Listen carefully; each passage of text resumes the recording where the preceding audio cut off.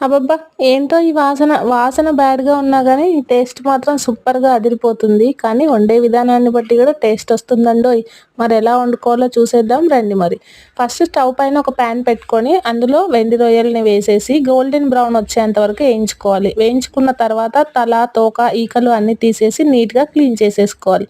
ఆ తర్వాత అదే ప్యాన్‌లో ఆయిల్ వేసేసుకొని సన్నగా తరిగిన ఉల్లిపాయ, పచ్చిమిర్చి వేసుకోవాలి. అవి కొంచెం గోల్డెన్ బ్రౌన్‌లో ఏగిన తర్వాత అల్లం వెల్లుల్లి పేస్ట్ యాడ్ చేసుకొని కొంచెం పసుపు కూడా యాడ్ చేసుకోవాలి. రొయ్యలు ఆల్రెడీ వేయించాం కాబట్టి పక్కన పెట్టుకొని తర్వాత అవి అన్నీ తాలింపు వేగిన తర్వాత టమాటో వేసేసుకోవాలి. టమాటా కొంచెం మగ్గిన తర్వాత సాల్ట్ యాడ్ చేసుకొని కొంచెం కొత్తిమీర యాడ్ చేసుకోవాలి.